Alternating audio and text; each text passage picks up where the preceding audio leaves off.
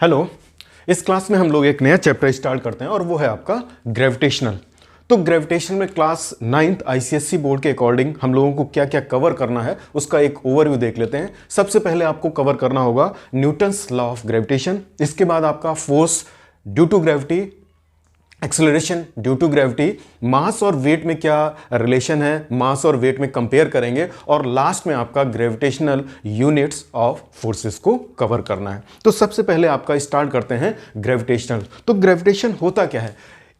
Universe में कोई भी मासेस, जितने जो भी मासेस हैं उनके बीच आपका फोर्स ऑफ अट्रैक्शन लगता है। तो यहां पर अगर इस तरीके से देखें तो दो पार्टिकल्स हैं, दो आपके पेन है, ये इनका मास है, तो इनके बीच आपका फोर्स ऑफ अट्रैक्शन लगना चाहिए। और जब हम इसमें देख रहे हैं तो ये हमको महसूस नहीं होता है। लेकिन अगर आप दो मैग्नेट्स को देखें तो मैग्नेट्स अगर नॉर्थ और साउथ पोल होगा तो वो समझ में आता है आपका कि ये स्टिक कर रहा है, चिपक रहा है, या आपका नॉर्थ और नॉर्थ आएगा तो आपका रिपेल करता है, तो वो अलग चीज़ है आपका कि अगर पोल डिफरेंट है तो उसके अंदर आपको साफ साफ समझ में आता है कि फोर्स ऑफ अट्रैक्शन लग रहा है या रिपेल कर रहे हैं एक दूसरे को। लेकिन जब आप इन दोनों मासेस को लेकर आ रहे हैं तो यहां पर इन दोनों मासेस के बीच में आपको महसूस नहीं हो रहा है। जैसे ये बोल्ड हो गया आपका और ये मार्कर हो गया, तो इनके बीच भी आपका मासेस हैं, तो मासेस हैं जब आपके, तो इनके बीच आपका फोर्स लगना चाहिए और फोर्स ऑफ अट्रैक्शन लगता है। लेकिन एक्चुअल में आपको लग रहा होगा बट ये समझ में नहीं आता है। और समझ में क्यों नहीं आता है? क्योंकि इनके बीच जो फोर्स ऑफ अट्रैक्शन है वो उसकी वैल्यू बहुत कम आती है। ये फर्दर जब क्लास में अभी देखेंगे तो उसमें समझ में आएगा आपका कि किस तरीके से जो फोर्सेस हैं, मासेस जब बहुत छोटे होते हैं तो उनमें जो फोर्स ऑफ अट्रैक्शन होता है वो बहुत कम होता है। अब जहां पर हैवी मासेस आ जाते हैं, हैवी मासेस जैसे अर्थ हो गया आपका, ठीक है, सन हो गया, मून हो गया, और जो भी प्लैनेट्स हैं आपके, उनमें क्या होता है कि मास बहुत ज्यादा है, तो इस वजह से जो उनके बीच जो फोर्स ऑफ अट्रैक्शन होता है वो बहुत ज्यादा आपका होता है। इसी वजह से हम लोग अर्थ में हैं। अर्थ, क्योंकि अर्थ के पास बहुत ज्यादा मास है, और मास जब ज्यादा होगा तो वो ग्रेविटेशनल जो फोर्स होगा उसकी वैल्यू बहुत ज्यादा हो जाती है। इसी वजह से हम लोग अर्थ पर रहते हैं। दूसरा, अर्थ के चारों तरफ आपका मून मोशन कर रहा है, तो ये मोशन इसी वजह से कर रहा है क्योंकि इन मून और अर्थ का जो मास है इसकी वजह से क्या है, दोनों के बीच ग्रेविटेशनल फोर्स ऑफ अट्रैक्शन लग रहा है, और इस फोर्स की वजह से ये सर्कुलर मोशन में आपका मोशन करता रहता है। तो सर्कुलर मोशन में आपने पहले पढ़ा होगा कि जब भी आपका सर्कुलर मोशन होता है तो उसमें आपका एक टुवर्ड्स द सेंटर एक फोर्स आपका लगता है।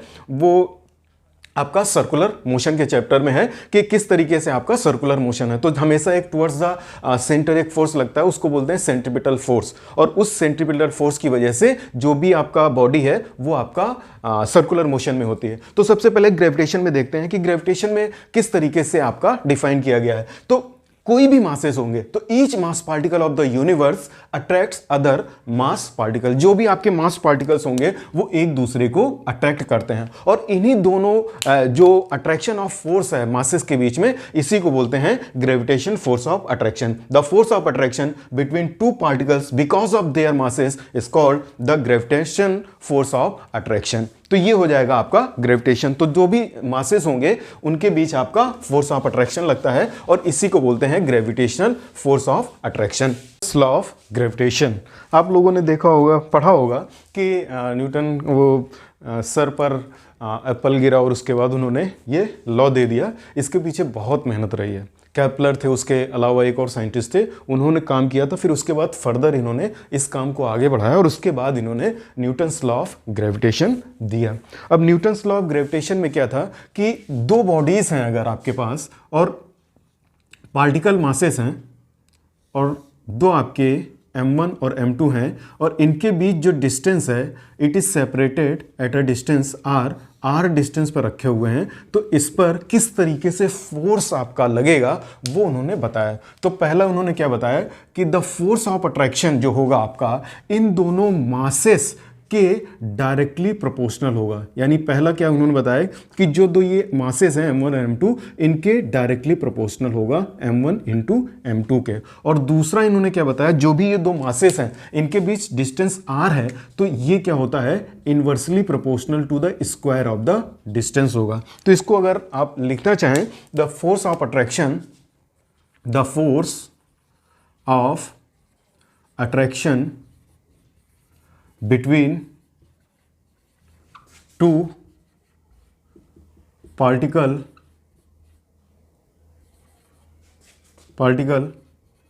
masses is directly proportional to the product of their masses। तो जो भी आपके मासेस हैं इनके प्रोडक्ट के डायरेक्टली प्रोपोर्शनल होगा। मतलब अगर आपका एक का केजी 2 है और दूसरे का 4 है तो ये m1 इंटू m2 क्या हो जाएगा, 2 इंटू 4 हो जाएगा। और दूसरा क्या है आपका, the force of attraction between two particle masses is inversely proportional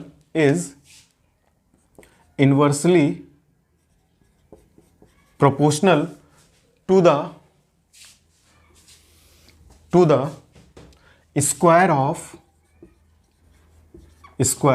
of the distance between them। ठीक है, तो जो भी इनके बीच की डिस्टेंस होगी उसके स्क्वायर के इनवर्सली प्रोपोर्शनल होगा।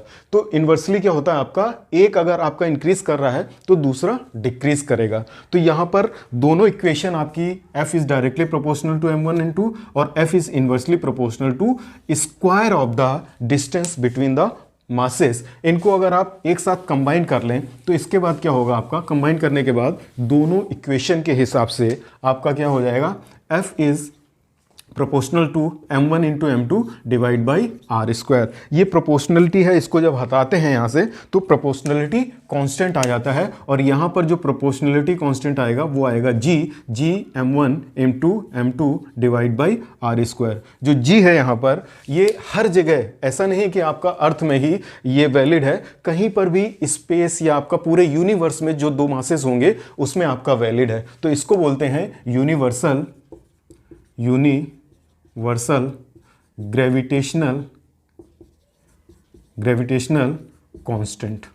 तो ये होता है आपका यूनिवर्सल ग्रेविटेशनल कांस्टेंट। अगर जी की यूनिट देखें तो जी की यूनिट क्या हो जाएगी आपकी, जी इज इक्वल टू हो जाएगा f into r square divide by m1 into m2। तो एसआई यूनिट क्या हो जाएगी, फोर्स की होती है आपकी न्यूटन, आर क्या है रेडियस और ये क्या है लेंथ, तो न्यूटन मीटर स्क्वायर, और मास का होता है केजी, तो केजी स्क्वायर। और इसकी वैल्यू आपको याद रखनी है, जो यूनिवर्सल ग्रेविटेशनल कांस्टेंट है इसकी वैल्यू होती है 6.67 इंटू 10 की power -11 newton metre square divide by kg square. तो ये होता है आपका जी की वैल्यू। अब नेक्स्ट है आपका, नेक्स्ट जो आपका है this is the value of gravitational constant. Value क्या होती है आपकी ग्रेविटेशनल कांस्टेंट की, value of gravitational constant, value of gravitational constant जो आपका g है इसकी वैल्यू क्या होगी। अब अगर यहां पर f इज इक्वल टू करें g m1 m2 divide by r square.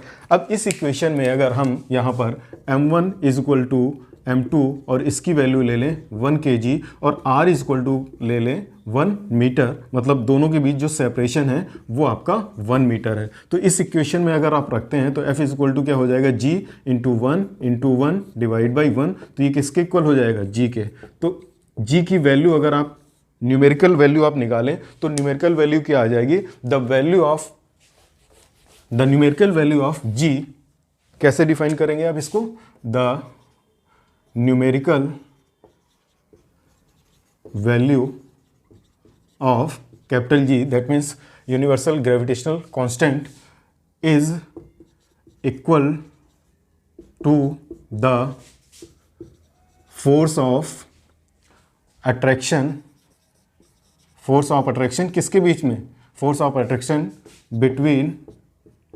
Between two particle masses each of 1 kg and distance between them is 1 metre. तो जो इनके बीच फोर्स लगेगा उसी फोर्स की जो वैल्यू होगी जो वो आपकी g के इक्वल हो जाएगी। तो ये हो जाएगा F इज इक्वल टू जी के आ जाएगा। ठीक है, अब इसमें एग्जाम्पल लेते हैं। जैसे मैंने अभी बताया था कि जब छोटे मासेस होते हैं तो वहाँ पर ये सिग्निफिकेंट नहीं होता है, लेकिन हैवी मासेस होंगे तब ये आपका सिग्निफिकेंट होंगे। तो पहला केस लेते हैं हम, पहला केस लेते हैं इसमें कि जब आपके मासेस बहुत छोटे हैं और वो छोटे मासेस आपके क्या हैं 1 kg के हैं, कि m1 is equal to m2 है और ये आपका 1 kg है, और रेडियस नहीं, आपका जो डिस्टेंस बिटवीन द r है ये 1 मीटर है। तो इनके बीच जब आपकी फोर्स की वैल्यू निकालोगे तो फोर्स इज इक्वल टू क्या हो जाएगा g m1 m2 divide by r square. तो ये वैल्यू कितनी हो जाएगी 6.67 इंटू 10 की पावर -11 इंटू 1 डिवाइड बाई 1 का स्क्वायर। तो f की वैल्यू यहाँ देखिए कितनी आ जाएगी 6.67 इंटू 10 की पावर -11 न्यूटन। तो यहाँ पर आपका फोर्स की वैल्यू कितनी हो गई 6.67 इंटू 10 की पावर -11 हो गई। ये वैल्यू देखिए अगर, तो वैल्यू बहुत कम है आपकी। तभी क्या होता है आपका जो भी मासेस कम होते हैं तो वहाँ पर आपका ये सिग्निफिकेंट नहीं होता है, क्योंकि इसकी वैल्यू आपकी 10 की पावर -11, अगर आप इसकी वैल्यू देखें तो 6 के पहले आपका 0 आपके 11 जीरो लगेंगे, 0.00000, उसके बाद 667 न्यूटन होगा। तो ये फोर्स बहुत कम होता है, इस वजह से ये यहाँ पर आपको समझ में नहीं आता है कि इसका जो फोर्स है वो फोर्स ऑफ अट्रैक्शन आपका लग भी रहा है। लेकिन यहीं पर अगर हैवी बॉडी हो जाए तो दूसरा एग्जाम्पल लेते हैं और दूसरे एग्जाम्पल के हिसाब से देखते हैं कि अगर आपका मून और अर्थ का ले लें तो मास ऑफ मून और मास ऑफ अर्थ का एग्जाम्पल लें और इनके बीच जो डिस्टेंस है वो आपकी कुछ होगी। तो इसके हिसाब से अगर देखेंगे तो मास ऑफ अर्थ और मास ऑफ मून अगर देखें आप, तो मास ऑफ अर्थ क्या है आपका, मास ऑफ अर्थ है आपका 5.96 इंटू 10 की पावर 24 kg, और ये होता है आपका 10 की पावर 22 kg है आपका। और इनके बीच जो डिस्टेंस है आपकी, जो डिस्टेंस है आपका वो है 3.8 इंटू 10 की पावर 8 मीटर। और ये आपका जो मास ऑफ द मून है वो है आपका 7.36 इतना kg है। तो F की वैल्यू अगर यहाँ पर निकालें आप तो ये वैल्यू कितनी हो जाएगी G 6.67 इंटू 10 की power -11 into mass of the moon और मास ऑफ द अर्थ कितना है 5.96 इंटू 10 की पावर 24 मल्टीप्लाइड 7.36 इंटू 10 की पावर 22, ये डिवाइड बाई आर स्क्वायर हो जाएगा 3.8 इंटू 10 की पावर 8 का स्क्वायर। जब इसको सॉल्व करेंगे तो इसकी वैल्यू जो बन के आती है वो आती है 2 इंटू 10 की पावर 22 न्यूटन। अब दोनों को कंपेयर करिए, इस वाले फोर्स की और इस वाले फोर्स के। तो यहाँ पर जो आप कंपेयर कर रहे हैं 2 इंटू 10 की पावर 20 आएगी आपकी, 2 इंटू 10 की पावर 20 आएगी। तो यहाँ पर जब मासेस आपके कम थे और यहाँ पर हैवी मासेस हैं तो इनके बीच जो फोर्स ऑफ अट्रैक्शन है वो बहुत डिफरेंस है दोनों में। तो इसमें देखिए बहुत कम है और इसमें बहुत ज़्यादा है। तो जब हैवी मासेस होते हैं तो वहाँ पर ये सिग्निफिकेंट होता है। तो कंक्लूजन क्या निकलेगा आपका, अगर आप ग्रेविटेशन फोर्स ऑफ अट्रैक्शन का कंक्लूजन निकालें तो किस तरीके से आपका कंक्लूड कर सकते हैं इसको। तो पहला क्या होगा, ये हमेशा जो फोर्स होता है बिटवीन मासेस जो होगा, between masses is always attractive, मतलब हमेशा आपका अट्रैक्शन वाला फोर्स लगता है। दूसरा कंक्लूजन क्या होगा कि जो भी आपका फोर्स बिटवीन द मासेस है, जो ग्रेविटेशनल फोर्स है, ये क्या होता है force is directly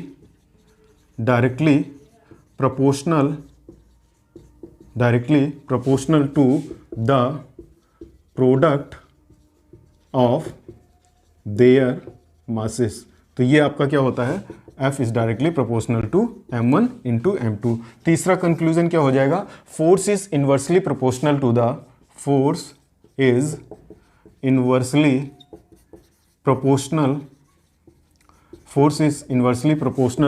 to the square of distance, inversely proportional to the square of distance between them. Between them. तो ये क्या हो जाता है, f is inversely proportional to r square. और चौथा जो इसका कंक्लूजन है, चौथा कंक्लूजन क्या है, जो एग्जाम्पल लिए थे मैंने अभी कि एक वाले केस में जब m1 और m2 की वैल्यू 1 थी तो फोर्स क्या था आपका, वो आया था आपका 6.67 इंटू 10 की power -11 Newton. But in the case जब आपने मून लिया था और दूसरा आपने अर्थ लिया था तो वहां पर फोर्स की वैल्यू 2 इंटू 10 की पावर 20 न्यूटन आया था। तो यहां पर फोर्स क्या होगा, force is significant, force is significant in heavy bodies. जो भी आपकी हैवी बॉडीज होंगी उनमें ये सिग्निफिकेंट होगा। अब इसका यूज़ क्या किया, इसके बाद जब ये लॉ बनाया न्यूटन्स ने, तो इसके बाद इसका यूज़ इसमें किया कि इन्होंने जो अर्थ का आपका मोशन था सन के चारों तरफ, या मून का जो मोशन हो रहा है आपका चारों तरफ, इसको इसी ग्रेविटेशनल लॉ के अकॉर्डिंग इन्होंने मोशन को डिस्क्राइब किया हुआ था। और इस तरीके से ये आपका चैप्टर खत्म होता है। चैप्टर आपका यहाँ तक अभी किया है। इसके बाद अभी आपका जो रह रहा है इसमें वो नेक्स्ट क्लास में हम लोग देखेंगे। Thank you.